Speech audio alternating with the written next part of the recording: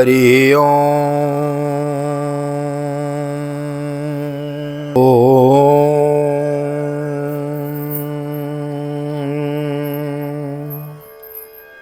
जय श्री राधे, जय श्री कृष्ण। आप सभी को एक बार पुनः आप सभी का बहुत बहुत स्वागत है आप ही के YouTube चैनल VKVPS परिवार श्रीधाम वृंदावन। मैं राधेश्याम वशिष्ठ हृदय से आपका बहुत बहुत स्वागत करता हूं और ले चलता हूं आज की पावन कथा प्रसंग में। श्रीमद् भागवत की बृहत कथा श्रवण कर रहे हैं। मूल पाठ मूल कथा यथारूप लेकर मैं चला हुआ हूँ। जैसा वेद व्यास जी ने कहा और गणपति जी ने लिखा ना, वही जो गीता प्रेस गोरखपुर की बृहद भागवत है 2 खंडों में, वही मैं लेकर चला हुआ हूँ। प्रथम खंड हम श्रवण कर रहे हैं, अष्टम स्कंद तक है इसमें। अष्टम स्कंद पूर्ण होते ही द्वितीय खंड आरंभ होगा। विस्तार से कथा चली हुई है, मन का भाव पूर्ण हो रहा है। ठाकुर जी की बड़ी कृपा है, मन बड़ा प्रसन्न है। आप सभी का सहयोग मिल रहा है। VKVPS परिवार का सदस्य बनने के लिए बहुत बहुत हार्दिक शुभकामनाएं। इस चैनल के बारे में 2 शब्द कहना चाहूँगा। VKVPS परिवार चैनल की स्थापना 2013 में की गई थी। राधेश्याम जी वशिष्ठ के नाम से मेरा पुराना चैनल भी है, 2010 से चला हुआ है। लेकिन VKVPS परिवार एक कम्युनिटी, एक संघ, इसकी स्थापना हुई, एक चैनल भी बना। लेकिन केवल साप्ताहिक कथाएं देवी भागवत शिव पुराण आदि ही आपको इस पे मिलती थी। गत कुछ महीनों पूर्व मन में ऐसा विचार आया, ठाकुर जी ने प्रेरणा दी और मन में ऐसा संकल्प भी था कि भागवत की बृहद कथा करनी है, कभी समय मिलेगा तो। भगवान ने बड़ी कृपा की है, सो अवसर चला हुआ है। भागवत की बृहद कथा चली हुई है। चातुर्मास जब आरंभ हुआ था ना, तब हमने यह अनुष्ठान आरंभ किया था। आप सभी इसके सहभागी हैं। 335 अध्याय हैं भागवत में। वर्ष में 365 डेज होते हैं। एक अध्याय की हम नित्य कथा श्रवण कर रहे हैं। तो हमारा यह वर्ष का वार्षिक अनुष्ठान चला हुआ है। मूल भागवत की मूल पाठ हम श्रवण कर रहे हैं। अमूल्य निधि है यह। जो मूल पाठ श्रवण करना चाहते हैं अपने बुजुर्गों को अवश्य सुनाएं। साप्ताहिक कथा तो हम बहुत सुनते हैं, कहते भी हैं, लेकिन उनमें मूल चीज़ें, मुख्य चीज़ें छूट जाती हैं। अब वह पूरी हो रही हैं। मन बड़ा प्रसन्न है। आप सभी का सहयोग मिल रहा है। नए आए हैं तो चैनल को सब्सक्राइब कर लें। फेसबुक पे देख रहे हैं तो हमारे पेज को फॉलो कर लें और इंस्टाग्राम पे भी हमको फॉलो कर लें। यही आईडी है हमारी, वहाँ पे भी VKVPS परिवार वृंदावन। आइए देर न करते हुए ले चलता हूँ आज की पावन कथा प्रसंग में। सर्वप्रथम करेंगे भगवान नाम संकीर्तन। श्री कृष्ण गोविंद हरे मुरारी, हे नाथ नारायण वासुदेव। श्री कृष्ण गोविंद हरे मुरारी, हे नाथ नारायण वासुदेव। हे नाथ नारायण वासुदेव, हे नाथ नारायण वासुदेव। श्री कृष्ण गोविंद हरे मुरारी, हे नाथ नारायण वासुदेव। नारायणं नमस्कृत्यं नरं चैव नरोत्तमं देवीं सरस्वतीं व्यासं ततो जयमुदीरयेत्। कृष्णाय वासुदेवाय हरये परमात्मने प्रणतः क्लेशनाशाय गोविन्दाय नमो नमः। ओम नमो भगवते वासुदेवाय। श्रीमद्भागवत महापुराणम् अथ सप्तमस्कन्धः अथ त्रयोदशोऽध्यायः। अथ त्रयोदशोऽध्यायः।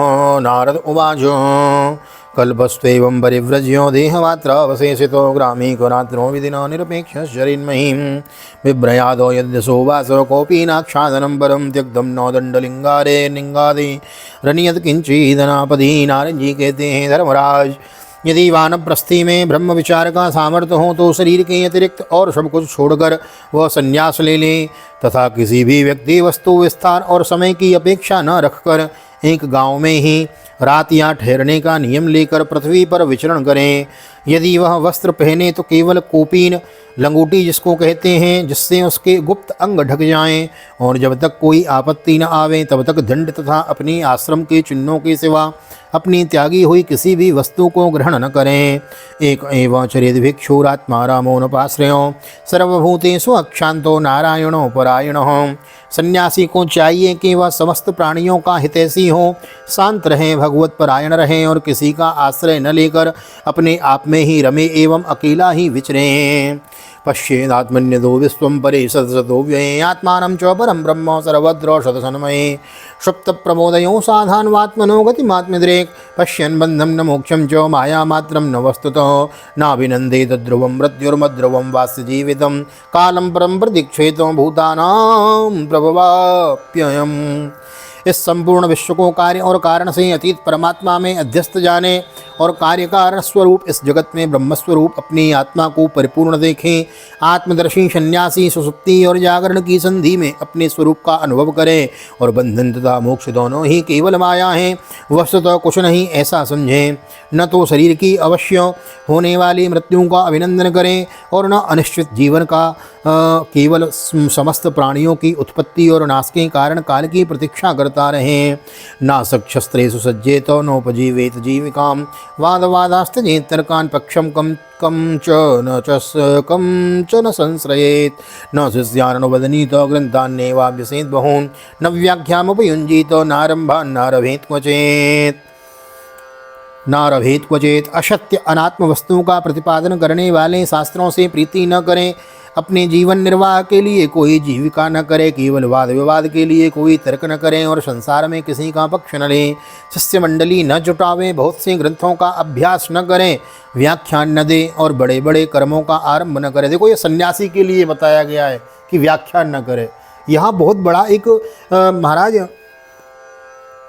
एक विषय उत्पन्न होता है एक प्रकार का कि किंतु क्योंकि यहाँ लिखा है कि वेदों का अध्ययन न करें, ग्रंथों का अभ्यास न करें और उपदेश न करें। ये वानप्रस्थ के लिए बताया, वन में रहें, संतों की अपने शिष्यों की मंडली न बनावे, उन्हें उपदेश न करें। लेकिन आज देखने को मिल रहा है सन्यासी लोगों के बड़े बड़े मठ मंदिर हैं। हाँ, कहा जाता है ना, बोले ये किसका है मकान दुकान, ये किसकी? सन्यासियों की है, ये त्यागी, ये आश्रम इतना बड़ा आश्रम कहते त्यागियों का है। तो ये सब ग्रंथों में लिखा हुआ है, ये बातें छूट जाती हैं। इसीलिए तो बृहद कथा चली हुई है, इसको जरूर सुने और लोगों को सुनाएं। यहाँ लिखा है कि संत को विरक्त रहना चाहिए, वन में वानप्रस्थ सन्यासी की तरह रहना चाहिए। सन्यासी व्रत लेकर फिर संग्रह न करे। यह विस्तार से है, ध्यान से श्रवण करें, बड़ा सुंदर चल रहा है। बहुत से ग्रंथों का अभ्यास न करें, व्याख्या न देवें और बड़े बड़े कर्मों का अभ्यास न करें। न यतेराश्रम प्रायो धर्म हेतुर्महात्मनो शांतस्य समचित्तस्य विप्रयादत वात्यजेत। अव्यक्तलिंगो व्यक्तर्थो मनोन्मत्तबालवत् कविर्मूकवदात्मानं न सदृष्ट्वा दर्शयेन्नृणाम्। शांत समदर्शी एवं महात्मा सन्यासियों के लिए किसी आश्रम का बंधन धर्म का कारण नहीं है। वह अपने आश्रम के चिन्हों को धारण करें, चाहे छोड़ दें। उसके पास कोई आश्रम का चिन्ह न हो, परंतु वह आत्मानुसंधान में मग्न हो तो अत्यंत विचारशील, परंतु जान पड़े पागल और बालक की तरह वह अत्यंत प्रतिभाशील होने पर वे साधारण मनुष्यों की दृष्टि ऐसा जान पड़े मानो कोई गूंगा है। अत्राप्युदाहरन्तीम इतिहासं पुरातनं प्रह्लादस्य च संवादं मुनेराजगरस्य च तं सयानन्दरूपस्ते कावेर्यां सय्यसानुनि रजस्वलेस्तनुर्देशैर्निगूढा मलतेजसां ददर्श लोकान् विचरन् लोकतत्त्वविवित्सय व्रतो माध्ये कतिपये प्रह्लादो भगवत्प्रियो युधिष्ठिर। इस विषय में महात्मा लोग एक प्राचीन इतिहास का वर्णन करते हैं।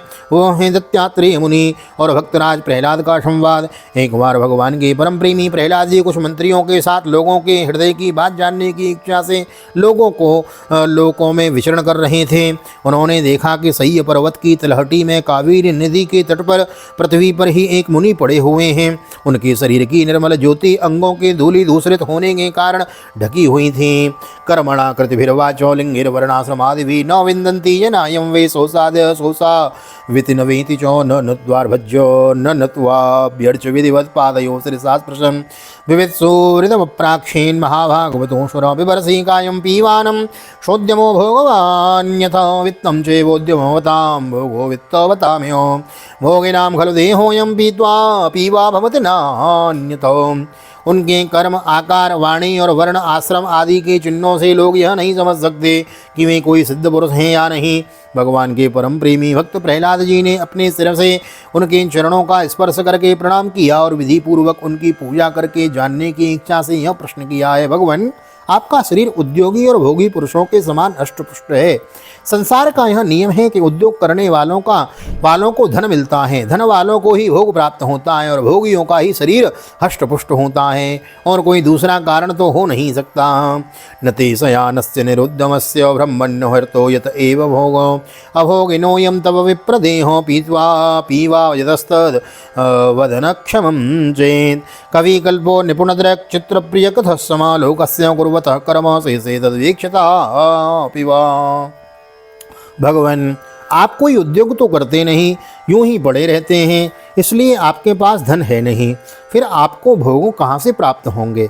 ब्राह्मण देवता, बिना भोग के ही आपका यह शरीर इतना हष्टपुष्ट कैसे हैं? यदि हमारे सुनने योग्य हैं तो अवश्य बतलाइए। आप विद्वान, समर्थ और चतुर हैं, आपकी बातें बड़ी अद्भुत और प्रिय होती हैं। ऐसी अवस्था में आप सारे संसार को कर्म करते हुए देखकर भी संभाव से पड़े हुए हैं, इसका क्या कारण है? नारद उवाचो सौत्यम दैत्यपति नाम परिपृष्टो महामुनि स्मयमानस्तम अभ्याह तद्वागम मृतयंत्रितो। नारद जी कहते हैं, धर्मराज, जब प्रहलाद जी ने महामुनि दत्तात्रेय जी से इस प्रकार प्रश्न किया तो वे उनकी अमृतमयी वाणी के वशीभूत हो मुस्कुराते हुए बोले हैं। आह, अमृतमयी वाणी। अमृत और विष दो वस्तु हैं संसार में। विष मार्केट में मिलता है, poison is available in market, you purchase and eat as a die, but amrit is not available in market. अमृत ऐसी चीज़ है जो मार्केट में नहीं है, उसको तो महाराज ये कहाँ है? यह है संतों की, उनकी अमृतमयी वाणी। बिग महात्मा, बिग योगी जन, ब्राह्मण, speech and speech words have amrit. Words inside in ear, via in ear, going inside in heart, and all bad वासना, कर्म एंड सबको नाश करके और निर्मल हृदय हमारा बना देती हैं भगवान की अमृतमयी कथा। इसलिए अमृत कहाँ? कोई कहे अमृत चंदा माही, बढ़े घटे क्यों दिन की नाही। कोई कहे अमृत स्वर्गा माही, हाँ, पिए देव फिर जाही। स्वर्ग में कब तक? जब तक महाराज आपके कर्मों का, सत्कर्मों का फल है, तब तक स्वर्ग में, फिर वहाँ से आना पड़ता है। शव अमृत बातों का बात अमृत है संतों के पास। आहा, संत जो मीठी मीठी वाणी में भगवान की रसमयी कथा करते हैं तो वह वाणी अमृतमयी हो जाती है। यह संतों के पास मिलता है। Not available in market, available only for santa guru and Brahmanas. संत गुरु ब्राह्मण यही अमृत प्रदान कराने वाले हैं। अमृतमयी वाणी के वशूभूत हो मुस्कुराते हुए बोले हैं। क्या बोले हैं? ब्राह्मण उवाचो वेद वेदेदमुसुरश्रेष्ठो भवान्नान्वार्य सम्मतो इहो परमयो नृणां पदान्यध्यात्मचक्षुषो यस्य नारायणो देवो भगवान् हृदयगतः सदा भक्त्या केवलया ज्ञानं दुनोति ध्वान्तमर्कवत्। दत्तात्रेय जी ने कहा, दैत्यराज, सभी श्रेष्ठ पुरुष तुम्हारा सम्मान करते हैं। मनुष्यों को कर्मों की प्रवृत्ति और उनकी निवृत्ति का क्या फल मिलता है, यह बात तुम अपनी ज्ञान दृष्टि से जानते ही हो। तुम्हारी अनन्य भक्ति के कारण देवादिदेव भगवान नारायण सदा तुम्हारे हृदय में विराजमान रहते हैं, और जैसे सूर्य अंधकार को नष्ट कर देते हैं वैसे ही वे तुम्हारे ज्ञान को नष्ट करते रहते हैं। यथा बिब्रूमहि प्रश्नास्तव राजन्यथा श्रुतम संभावनीयो ही भवान आत्मना शुद्धिमिच्छताम् तृष्णया भववाहिन्यां योग्ये कामेर पूरया कर्माणि कार्यमाणोऽहं नानायोनिसयोजितो यदृच्छया लोकमिमं प्रापितः कर्मभिर्भ्रमन् स्वर्गापवर्गयोर्द्वारं तिरस्यां पुनरस्य च। तो भी प्रहलाद, मैंने जैसा कुछ जाना है उसके अनुसार मैं तुम्हारे प्रश्नों का उत्तर देता हूँ, क्योंकि आत्मशुद्धि की अभिलाषियों को तुम्हारा सम्मान अवश्य करना चाहिए। प्रहलाद जी, तृष्णा एक ऐसी वस्तु है जो इच्छानुसार भोगों को प्राप्त होने पर भी पूरी नहीं होती। उसी के कारण जन्म मृत्यु के चक्कर में भटकना पड़ता है। तृष्णा ने मुझसे न जाने कितने कर्म करवाए हैं, उनके कारण न जाने कितनी योनियों में मुझे डाला। कर्मों के कारण अनेकों योनियों में भटकते भटकते देववश मुझे यह मनुष्य योनि मिली है, जो स्वर्ग मोक्ष त्रियग योनि तथा इस मानव देह की भी प्राप्ति का द्वार है। अत्रापि दंपतीनां च सुखान्यान्यापनुत्नये कर्माणि कुर्वतां दृष्ट्वा निवृत्तोऽस्मि विपर्ययं सुखमस्यात्मनोरूपं सर्वेहो परतस्तु न मनः स्पर्शजान् दृष्ट्वा भोगान् स्वस्यामि संविशान्। इसमें पुण्य करें तो स्वर्ग, पाप करें तो पशु पक्षी और आदि की योनि, निवृत्त हो जाएं तो मोक्ष और दोनों प्रकार के कर्म किए जाएं तो फिर मनुष्य योनि की ही प्राप्ति हो सकती है। परंतु मैं देखता हूँ कि संसार के स्त्री पुरुष कर्म तो करते हैं सुख की प्राप्ति और दुख की निवृत्ति के लिए, किंतु उसका फल उल्टा होता है। वे और भी दुख में पड़ जाते हैं। इसलिए मैं कर्मों से उपरत हो गया हूँ।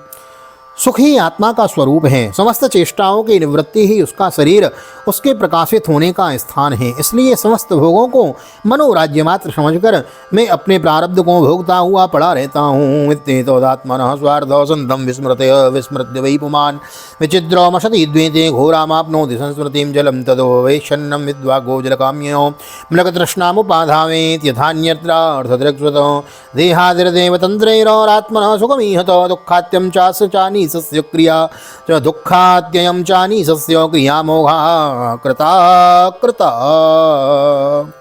मनुष्य अपने सच्चे स्वार्थ अर्थात वास्तविक सुख को, जो अपना स्वरूप है ही, भूलकर इस मिथ्याद्वैत को सत्य मानता हुआ अत्यंत भयंकर और विचित्र जन्मों और मृत्युओं में भटकता रहता है।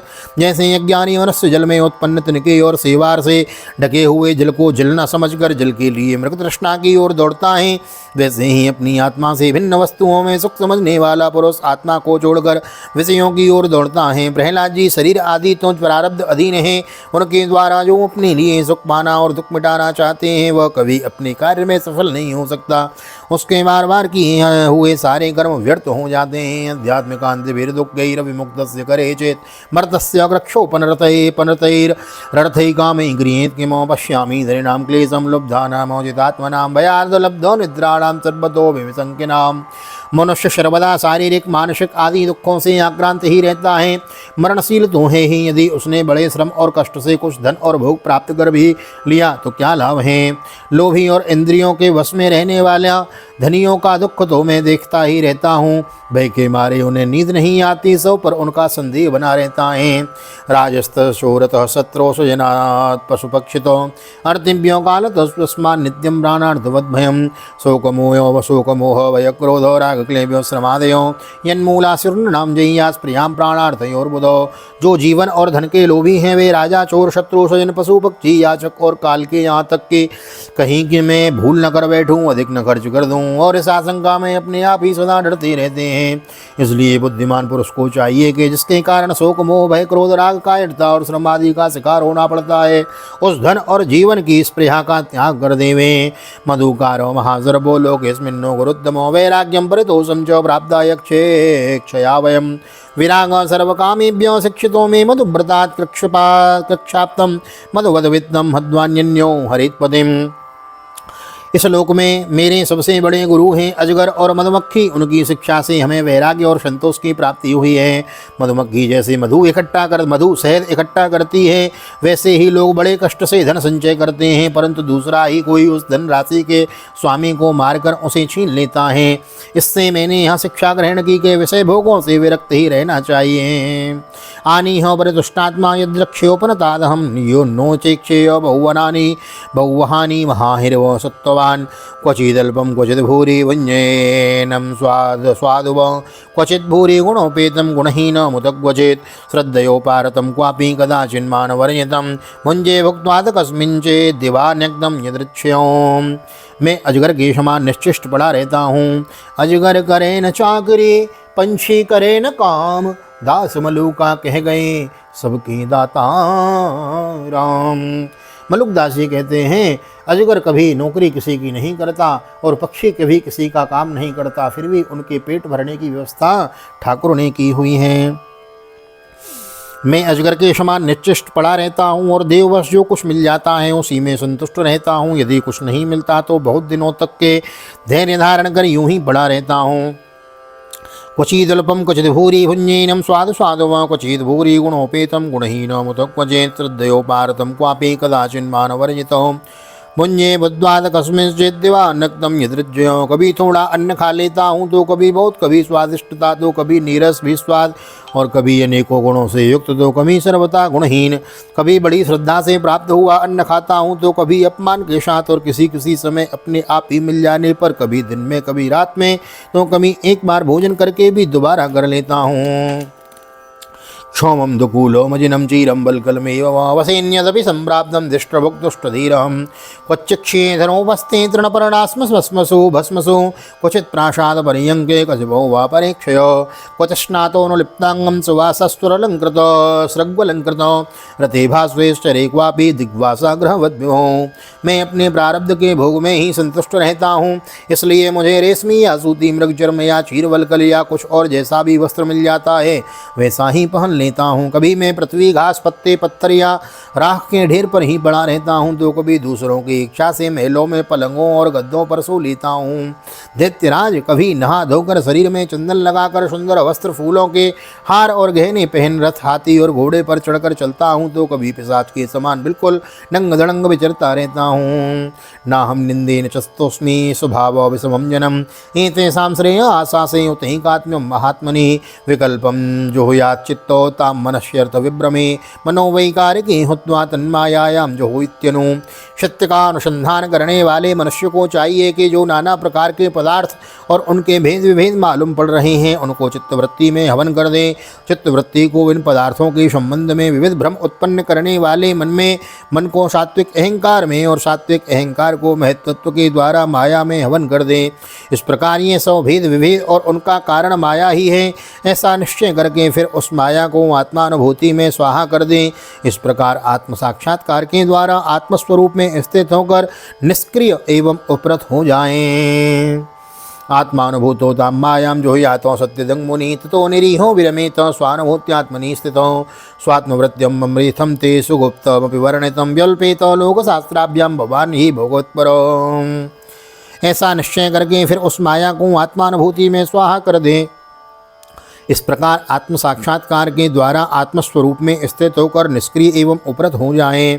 प्रहलाद जी, मेरी यह आत्मकथा अत्यंत गुप्त एवं लोक और शास्त्रों से परे की वस्तु है। तुम भगवान के अत्यंत प्रेमी हो, इसलिए मैंने तुम्हारे प्रति इसका वर्णन किया है।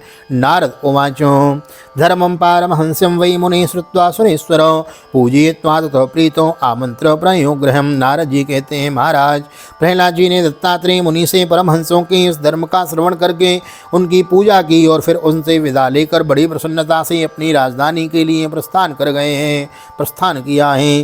सुस्त श्रीमद्भागवते महापुराणे पारमहंस्यां संहितायां सप्तमस्कन्धे युधिष्ठिर नारद संवादे यतिधर्मे त्रयोदशोत्सव श्री बालकृष्ण चरणार्पणमस्तु। श्री राधा कृष्ण वलचरणार्पणमस्तु। कृष्णाय वासुदेवाय हरये परमात्मने प्रणतः क्लेशनाशाय गोविंदाय नमो नमः। हरे कृष्ण कृष्ण कृष्ण हरे हरे, हरे राम राम राम हरे हरे। राधे कृष्ण कृष्ण कृष्ण राधे राधे, राधे श्याम श्याम श्याम राधे राधे। बोल राधा कृष्ण भगवान की जय। श्रीमद्भागवत भगवान की जय। श्री निम्बारक भगवान की जय। श्रीमद्भागवत महापुराण की जय। श्री वेदव्यास जी महाराज की जय। सुखदेव जी महाराज की जय। राजा परीक्षित जी महाराज की जय। राजा रामचंद्र भगवान की जय। श्री हनुमान जी महाराज की जय। गोवर्धन नाथ की जय। यमुने महारानी की जय। वृंदावन माँ की बिहारी लाल की जय। गैया मैया की जय। तुलसी मैया की जय। अपने अपने माता पिता की जय। सद्गुरुदेव भगवान की जय। आज के आनंद की जय। जय जय श्री राधे, जय जय श्री राधे, जय श्री राधे श्याम। जय जय राधे, जय जय श्याम। सबको मिले वृंदावन धाम, ऐसी प्रार्थना ठाकुर जी के चरणों में। यहाँ तक वीडियो में बने हैं तो वीडियो को लाइक कर दीजिए, शेयर कर दीजिए। नए आए हैं चैनल पे तो चैनल को सब्सक्राइब कर लीजिए। मिलते हैं अगली वीडियो में, तब तक के लिए श्रीधाम वृंदावन से आप सभी को। देखो मैंने अभी ये संत के लक्षण बताए गए हैं यहाँ, किस प्रकार संत को रहना चाहिए, संत को संग्रह नहीं करना चाहिए। आज सब उल्टा देखने को मिलता है, इसीलिए ये मूल कथा, मूल भागवत आपको सुनाई जा रही है, ताकि आपको पता चले कि मूल भागवत है क्या। हाँ, हमें मालूम ही नहीं है, साप्ताहिक कथाएं मनोरंजन का रूप रह गई हैं, केवल मनोरंजन के लिए व्यास कुछ भी कह रहे हैं, कुछ भी गा रहे हैं, कुछ भी सुना रहे हैं। मन में एक ऐसा विचार था कि कभी मूल भागवत रिकॉर्ड करेंगे, मूल पाठ रिकॉर्ड करेंगे। तो देखो भागवत की कथा और मूल पाठ दोनों चले हुए हैं। हम आप बड़भागी हैं। जिस प्रकार इस आनंद के भागवत की गंगा में हम रोज़ गोते लगा रहे हैं, इसी प्रकार अपने परिजनों को, अपने मित्र बंधु बांधवों को, जिनको आप अपना समझते हैं, उन्हें अवश्य श्रवण कराएं। देखो और संपत्ति वगैरह तो हम बहुत कुछ देते हैं, सेवा भी करते हैं, ये अध्यात्म जगत की सेवा है। जब अध्यात्म कोई व्यक्ति सुनता है ना, तो उसे कथा, मैं कौन था, मैं कहाँ से आया हूँ, मुझे कहाँ जाना है, इन सब बातों का जब उसे मालूम पड़ता है ना, तो उससे उसकी भगवान में प्रीति होती है। और जब यदि हमारे द्वारा किसी की प्रीति भगवान में हो जाए तो उसका कुछ लाभांश हमें भी प्राप्त होता है। इसलिए जिनको आप अपना समझते हैं, प्रेम करते हैं, अधिक से अधिक शेयर करें, वीडियो को लाइक करें, नए आए हैं तो चैनल को सब्सक्राइब किए बिना न जाएं, बेल आइकन को भी प्रेस कर दें। मिलते हैं अगली वीडियो में, तब तक के लिए ठाकुर जी का दर्शन करते हुए श्रीधाम वृंदावन से आप सभी को प्यार भरी हृदय से राधे राधे, जय श्री राधे, जय श्री कृष्ण, हरि ओम।